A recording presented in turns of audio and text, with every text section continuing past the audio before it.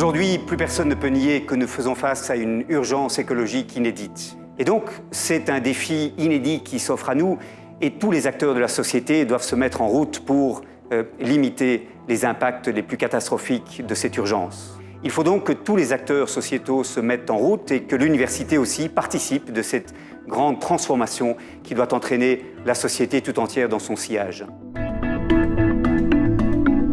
Une mobilisation majeure est nécessaire, une mobilisation des universités, une mobilisation de l'UC Louvain. Aujourd'hui, l'UC Louvain s'engage. Elle s'engage en se basant sur tout ce qui a déjà été réalisé, sur le dynamisme de sa communauté universitaire, et avec ce premier rapport de l'état du développement durable, elle construira un plan pour les années à venir.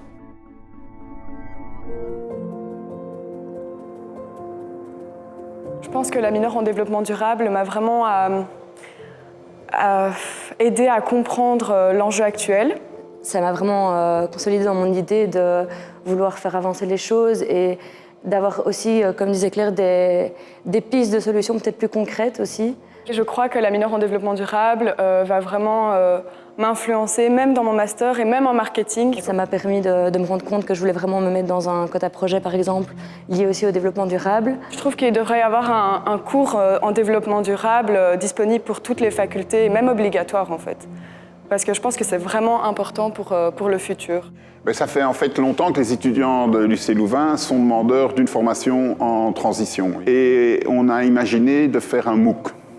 Alors un MOOC, c'est un Massive Open Online Course. Ça veut dire que c'est un cours donné en ligne, entièrement en ligne, qui est tout à fait ouvert et accessible à travers le monde. Le format du MOOC, il sera en 3 temps. Un premier temps, on va expliquer les concepts du développement durable.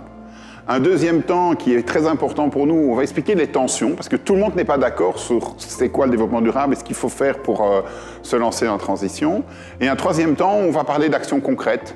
Une initiative où vraiment on travaille main dans la main dans les différents secteurs pour aborder cet aspect de transition, mais je le vois aussi comme étant une source d'inspiration pour des cours qui sont peut-être plus thématiques, plus précis, qui ne font pas partie de ce MOOC et qui pourront s'emparer de certains messages qui y seront développés. En fait, l'université, elle s'inscrit dans cette dynamique qui est déjà en cours de développement durable. Et ce qu'elle va amener, c'est la valeur ajoutée de l'université. C'est-à-dire travailler sur le temps long, c'est-à-dire ancrer les savoirs dans leur construction et leur transmission simultanément. Ça fait partie de la mission de l'université également de bien former tous nos étudiants qui vont être acteurs et citoyens responsables de demain.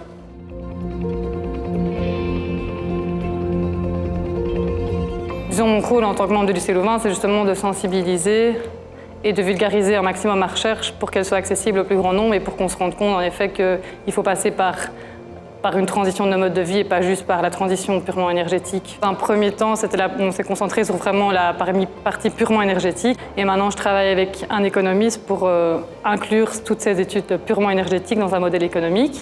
Et alors la dernière partie qui est moins mon domaine, c'est évidemment les sciences humaines et voir en fait est-ce qu'il y a une limite en dessous duquel on ne peut pas tomber, sur peine de voir, disons, s'écrouler nos modes de vie tels qu'on les connaît actuellement. On se rend compte de plus en plus que c'est cette transdisciplinarité qui va être essentielle pour construire l'université de demain et aussi la transition énergétique au niveau global. Effectivement, aujourd'hui, les recherches sur la transition atteignent une certaine maturité et on commence vraiment à comprendre les besoins de cette transition. Souvent, on parle d'une approche pluridisciplinaire ou interdisciplinaire quand on parle de mobilité, de logement, de transition énergétique. De toute évidence, il faut combiner les sciences naturelles avec les sciences sociétales. Mais ce n'est pas si simple que ça, parce qu'il faut en plus un changement de comportement des individus, des citoyens. Et pour ça, pour comprendre ce changement de comportement, il ne faut pas se positionner en position d'expert qui, en dehors des changements sociétals, il faut devenir partenaire de ces changements sociétals. Pour créer une confiance, pour que le savoir universitaire retrouve sa place de cité et que les gens, que ce ne soit pas juste une étude scientifique théorique, mais qu'ils soient en prise avec les transitions en cours déjà dans nos sociétés. Alors tout l'art, c'est de voir une programmation de ce qu'on va étudier avec les citoyens, avec les besoins sociétaux, et ensuite on retourne quand même dans la tour d'ivoire pour appliquer nos méthodes, mais en fin de processus, on retourne vers les citoyens. Donc on va avoir des cycles de recherche beaucoup plus itératifs, où on fait de l'excellence scientifique, certes, mais on le fait en interaction permanente avec les changements sociétaux sur le terrain. l'université a vraiment créé une cellule qui réfléchit à ces points-là, qui réfléchit vraiment à voir comment faire pour avoir une intervention qui soit la plus efficace possible. D'abord, on s'interroge par rapport aussi bien à la consommation en énergie pour la chauffe des bâtiments, mais aussi pour le refroidissement. Nos exigences sont parfois un petit peu différentes qu'à l'époque. Quand on a quelque chose et qu'on demande d'évoluer, c'est jamais évident. Il y a beaucoup de débats, mais moi je sens vraiment les gens avec l'envie de collaborer, l'envie de bien faire et de se dépasser. Étant actif dans le domaine de l'énergie, je suis très sensible aux émissions de CO2 et je souhaite que l'université soit en avant par rapport à la société sur ce sujet-là. Et donc, c'était la première étape, enfin, il y en a eu d'autres, hein, mais je dirais une des premières étapes pour pouvoir aller plus loin. Oui, tout à fait. Donc, le but était de pouvoir prendre des actions futures afin de diminuer les émissions carbone de l'université. Et pour cela, il fallait savoir traduire les actions universitaires en émissions carbone. C'est important de quantifier, de partir d'une base. On ne juge pas la quantité émise, on essaie de faire mieux pour la fois suivante. J'ai fait des simulations, par exemple, si 3/4 des étudiants venaient en train plutôt qu'en voiture, combien d'émissions on arriverait à diminuer, ou si on télétravaillait, tout le monde télétravaillait 2 jours par semaine, par exemple. Et donc ça, c'est la dimension excessivement intéressante du bilan carbone, d'estimer leur impact. Et donc ça permet de faire une politique de diminution des émissions.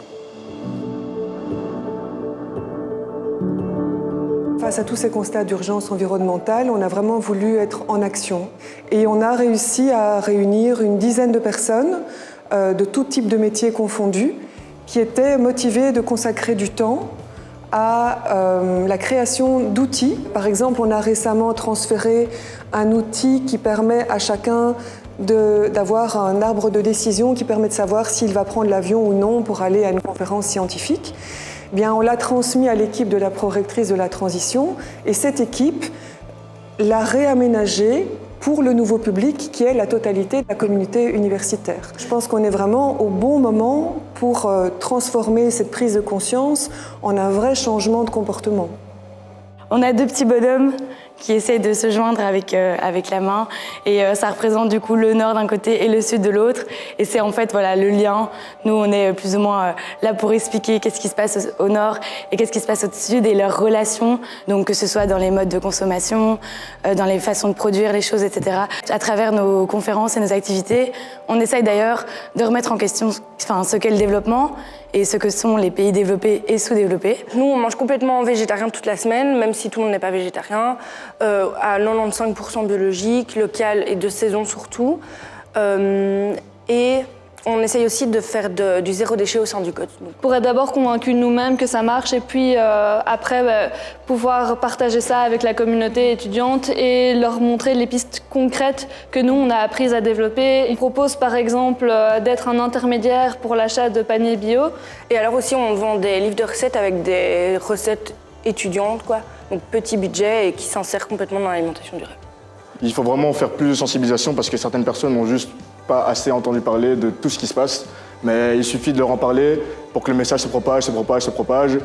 Nous, on a un milieu facile, mais après, si chacun, individuellement, peut en parler dans des milieux où les gens sont moins ouverts à ça, je pense que chacun pourra faire un pas en avant et aider à la mise en place de vraies initiatives de transition. Le grand défi de l'université, c'est de passer de solutions de niche à des solutions par défaut. C'est-à-dire la solution pour l'ensemble des acteurs de la communauté universitaire et pas simplement pour les personnes les plus motivées. Si on veut progresser sur les voies de la transition, il faut se fixer des objectifs et se donner une capacité d'évaluation. Et pour ça, rien de tel qu'un tableau de bord qui nous permette de piloter en fait à la fois les directions et notre vitesse de progression dans cette direction.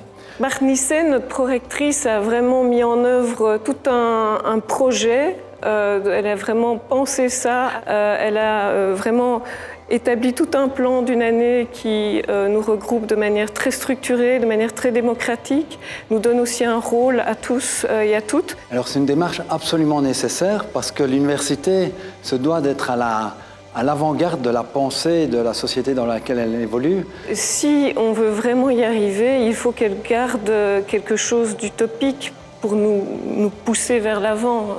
Sinon, ce serait paralysant. C'est important aussi de voir que les utopies, il n'y en a aucune qui fonctionne vraiment parfaitement, mais qu'une utopie, c'est ce processus constant d'y travailler, c'est jamais de croire qu'on y est. Nous avons en effet peu de temps pour réagir, pour développer une société qui soit plus soutenable. Et l'université, bien qu'elle soit une goutte d'eau dans cette société au niveau mondial, se doit de s'engager avec ses étudiants, ses chercheurs, ses chercheuses, son personnel pour construire une société plus durable. Parce que c'est en s'articulant à cette vitalité, à cette expertise, à ce regard critique mais aussi professionnel par rapport aux enjeux auxquels nous devons faire face de manière urgente qu'on pourra aller vraiment un pas plus loin.